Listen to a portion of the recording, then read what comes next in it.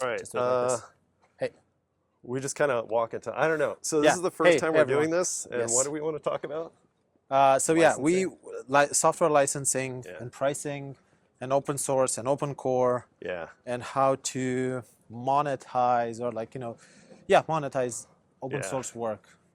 We just watched a talk from Mike, which I found out he hasn't talked in 10 years. Yeah. Which is hard to believe because he seemed pretty chill up there. Yeah. Mike Purnam, sidekick. Yes. It's like everybody's dream, probably your dream, my dream. Yep, exactly. The ultimate lifestyle company. Exactly. All right, so your product is Avo, right? Yep. And you just quick intro for what that is? Yeah, so Avo is a framework on top of Rails, which helps developers and teams build internal tools, admin panels, cruddy apps. Think inventory, warehouse management, things like that. Yeah. And it's open core. So we have the open source thing on Google, the repo, on GitHub with maybe 60 to 70% of the features. And then we have 2 tiers with multiple other gems and repos, which do add functionality, basically. Yeah. It's kind of like what Sidekick, it's the same thing, basically, how Sidekick does it. Yeah. Yeah. Nice. And we were talking about, so one of the pet peeves, not pet peeves, but one of the problems that always pops up when I talk to customers and potential customers is why should I pay a subscription? Yeah. Right? Once why don't you do once style payments? I want to pay once and then use it forever. And maintenance fees. Maintenance fees. So because this is the thing, because everybody says, you don't have hosting because we don't host the thing, right? Yeah. You just get the piece of software and then you can use it. So technically, That's a hell of a view over there. Yeah, this is beautiful. Got the Golden Gate. Cool. Yeah. Yeah. And all right. Sorry, people want to pay once, and you're like, no, pay a subscription because it's not free and software. Yeah. Kind of rots. Because it's because Alcatraz. Yeah. That's beautiful. That's actually a perfect location. Yeah. Yeah. So with once is so everybody knows once.com. Yeah. My experience was that you pay once, but you get it once. Yeah. Yeah. While with Avo and with Sidekick, as we've seen, you get updates, you get new stuff, you get bug fixes, you get support, you get somebody, when you have a problem, you can pick up the phone and call someone, right? And everybody knows how sometimes in open source, you have a problem, you put up a GitHub issue, nothing happens, right? Crickets. Yeah. So that's basically what you're paying for. Yeah, so if you're using Avo, then somebody's there to answer the ticket and support. Of course. And sometimes we actually build a thing, the feature, or we fix that edge case. Yeah. Because everybody builds their app differently. So, So we were speculating on Twitter too, is the once model dead because they open sourced everything? It's well, what does that mean? Yeah. And so one thing that I know, from running a SaaS company, investors are just people who may potentially buy your company. They value recurring revenue. Of course. And the problem with once, if you sell something, say you're selling a product and it's $100 a year. Yep. The lifetime value of that is 3 years, so you're $300. Yep. The value of that would not be great.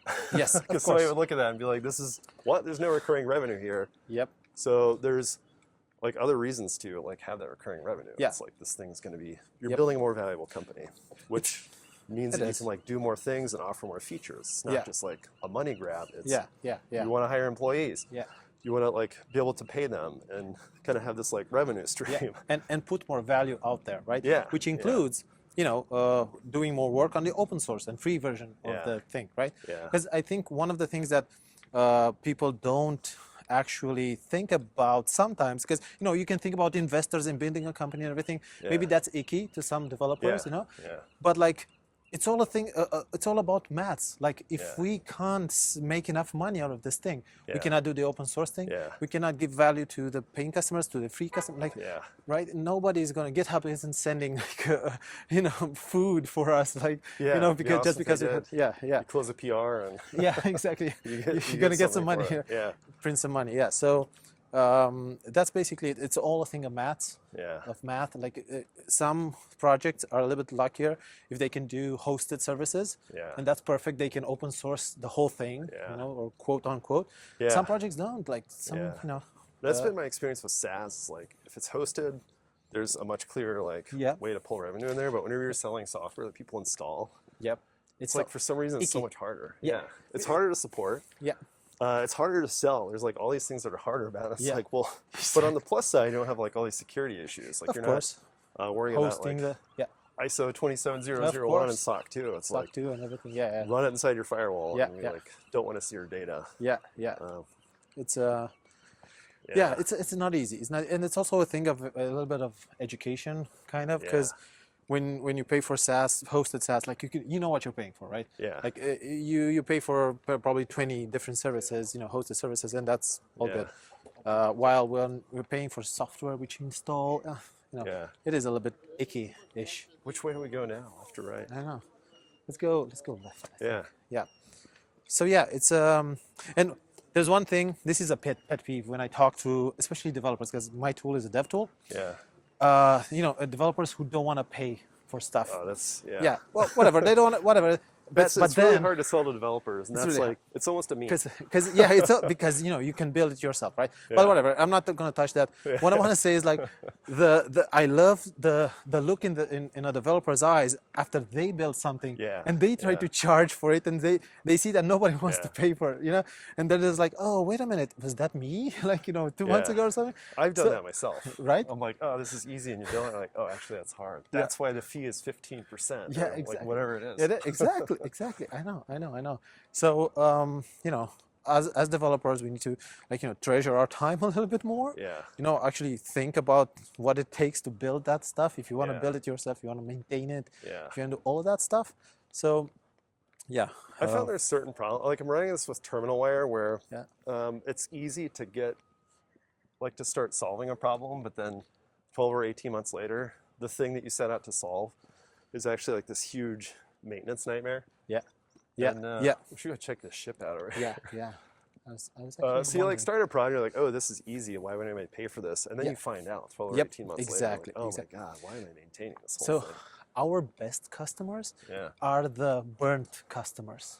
Yeah. Those who did build it themselves, they've seen the issues, and now they want to pay us. And some just say, I want to pay more. Like, I know how many problems you're solving, right? So yeah. We call them mature customers because they know that you pay something to get something back. This is cool. Yeah, like the rear end of a sailing vessel. You live here, Brad. I've never been here. I never like Fort Mason is kind of in a weird pocket. You just if you live here, you never really come here. This is cool. That is cool. That is really. I wonder if it's all right for it to just sit in the sun like this. Yeah. They got the cover on it, so I guess rain's not good for it. Yeah. So we'll head back to the venue over here.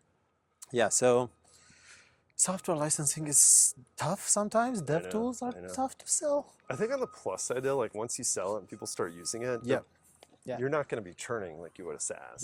You can't just like turn it off. And I guess like the model that seems to work is, and I assume for Avo, like if they do turn it off, they just don't get updates. This is how we do it. Run it perpetually and. So I think we'll change it a little bit. We have a subscription. When you stop paying, you stop using. But then if you do want perpetual fallback, we're gonna charge you like 3 years worth of license or something, right? And then you can have it forever. So it's a win for us because we got some value out of that particular customer. You can use it forever. That's perfectly fine. Or if you just want to try it out for a few months, you can do that. So it's I'll keep you posted on how that'll turn out. Maybe we'll do another episode in a year. We'll see. And we'll see what happened. We'll see what the venue is. Definitely. I'm playing around with terminal wire, which I'm playing around with this idea of shipping installed software because I don't want to host it. And I feel like I'm at earlier stages than from like where Sidekick or Avo was. And I'm dealing with just like licensing stuff now. Like okay, like I want this thing to be as open source as possible, but there's like don't steal it from me. It's not like theft per se, but it's like I do want this thing to be sustainable and like I agree. Some money through this thing so it can become awesome. And it's like it's a tough bootstrapping problem and kind of just like finding the product market fit for it. I'm kind of curious, like how your first customer, do you remember landing that and like how you? I don't know. I was running one day and I got this notification on my watch like you received $100. I just stopped immediately and just took out my phone. On Stripe, right? On Stripe, exactly right. Just cruise through here. See how the sound works. And That's a great moment when you get like the first yeah, strike came yeah, in. that's awesome. That's awesome. And then like how long have you been bootstrapping it since to what it is now? 4 or 5 years, maybe. Yeah. It's a good run. Yeah, it's a good run. It was tough in the beginning. Now we can pay like 2 lousy salaries, kind of. Yeah. Yeah. But That's yeah. cool though. Yeah. 'Cause you just get to work on software. Yep. Yep. And, that's like the dream, right? You get paid to work on software. Yeah. On a problem like that you love. source. Yeah. Exactly. Exactly. And then you get to go to like conferences like this and just hang out with smart people. Right. And it's a little bit of a work thing as well, you know. Oh yeah. Yeah. Yeah. That's like the lifestyle though. I think like to do that you have to like want to be at events like this hanging out with developers, which is like you do have to know your audience. You have to empathize with everyone. So yeah, definitely. We should go check out your booth. Let's do it. Let's stop in front of our booth and finish up. It's a good I think we'll good go episode. Go for it. this way. Yeah. This is fun. There's like a huge selfie stick. So yeah, if you're listening to this and you're thinking about a dev tool, software licensing thing, Here we go. just get in touch with us. We'd love to know. I love talking about this with people, and maybe we can create a support group or something. Yeah, we'll see. All right. Yeah. I guess we'll say goodbye, and that's the inaugural. I don't know what. 11 minutes. Yeah, Not bad. perfect.